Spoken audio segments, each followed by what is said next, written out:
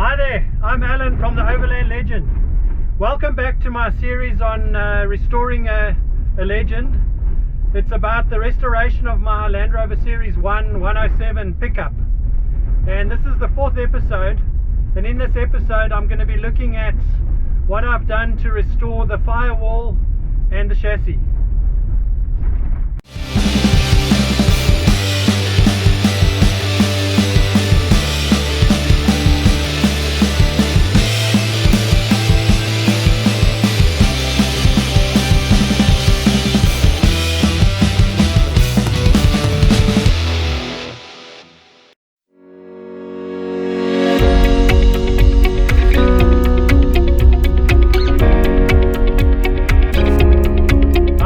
Welcome to all my new subscribers and anyone who's watching for the first time, and if you've been following my series then welcome back as well. If you haven't, then you've missed 4 episodes already. So this is the 4th episode, or sorry, the 5th episode, which is going to be looking at how I've restored the chassis and the firewall. But in the first 4 episodes I covered where I found the vehicle, so saving the legend, and then when I started the restoration, and then there were 2 episodes on the 2.25 litre engine that I've restored and put back together and put into the chassis and actually started it.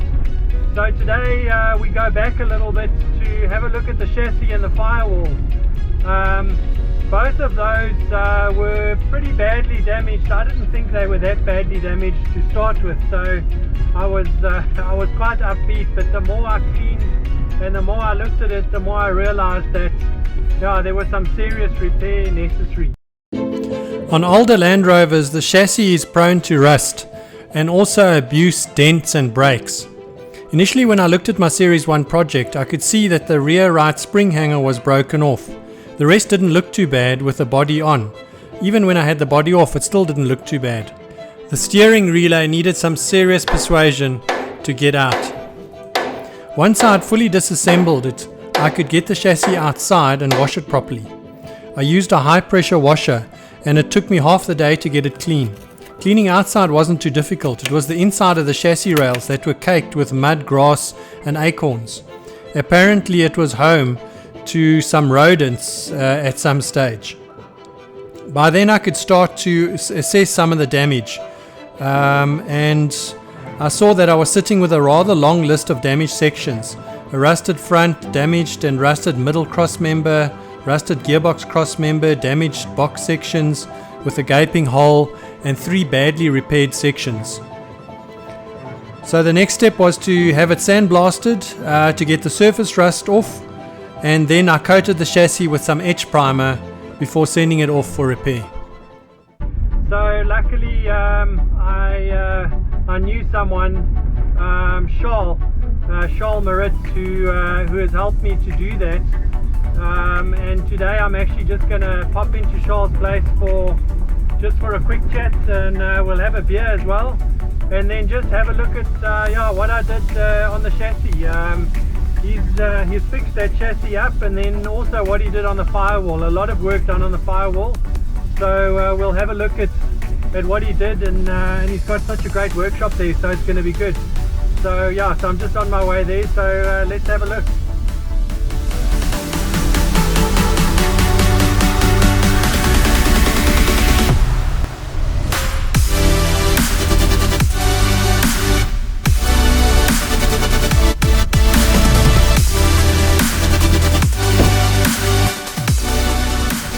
Hi, how are you?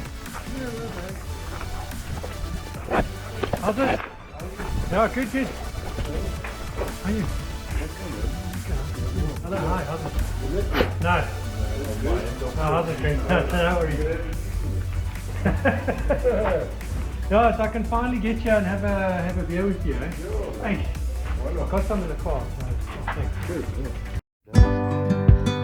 Over a beer chatting with Sharl, we talked about how we got into Land Rovers, and Sharl, pretty much like me, has been in it from when he can remember. In fact, he was literally born into it, with his dad and his granddad even within Series 107. And he had some pictures on the counter and shared some of those. It was fascinating. Yeah.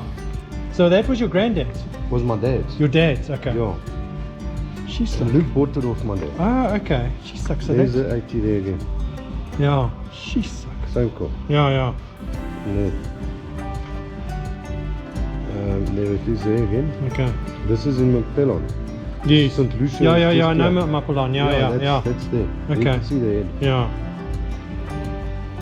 So did you find these at your dad's place now? Yeah. That's the same as me. I found a whole lot of pictures and old stuff there. There's my grandfather's 107. She suck. It's nice, eh? I've got the tent poles and all that lying in the back here. Oh, is for it? This thing, yeah. Yo. And then that's the 107 as well. Yeah. After reminiscing, we had a walk around and a bit of a chat about the chassis repairs. In your one we could repair it. You know? Yeah. Mine you just made that one cross member, eh? Now on yours, I made yours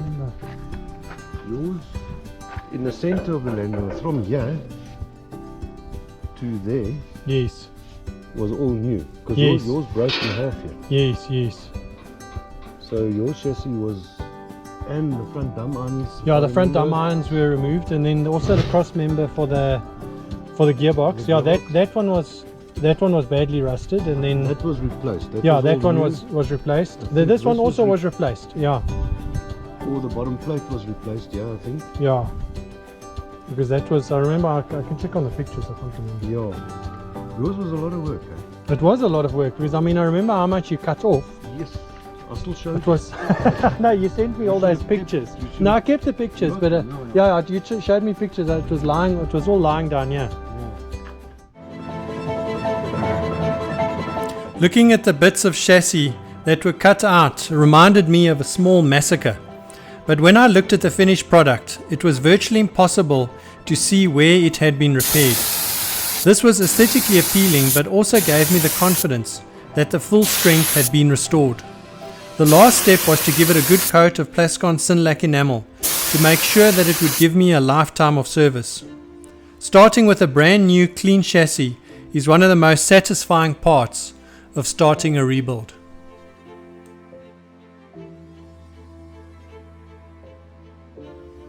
The firewall or bulkhead is the real heart of the Land Rover and connects the body to the chassis, and it's both structural and aesthetic as it forms the dashboard as well. Once again, my initial thoughts were that it was going to be okay. I could see quite a bit of surface rust, but structurally it looked good. It was difficult to assess properly until I had cleaned and sandblasted and painted it with the etch primer. It was then that I could see where the surface rust had actually rusted through the sheet metal in the thin sections of the footwell and dash tray sections. And so it was off to Sharl again. I mean, you've got that jig that you used to put it together. Yeah, it's there by the axles there. The frame. Yeah. So you can see where your bonnet hinges line up, Okay. where the outer pillar lines up, Yes. where the floorboard lines up, Yeah. where that floorboard kick comes in, where the windscreen bolts on, Yes.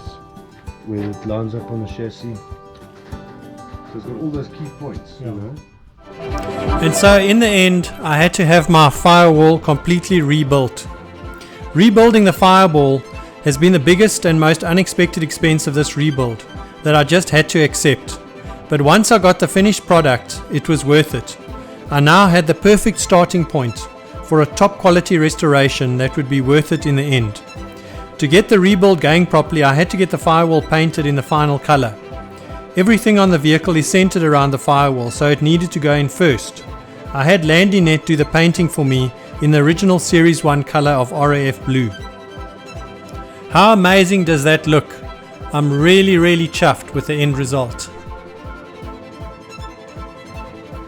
Thanks so much for watching till the end. If you like this, then please hit the like button. And if you want to get notified when I post a new video, make sure you click on the notification button. In the next episode, I'm going to take a look at some restoration tips and what I've learned so far in this restoration. Until next time, bye.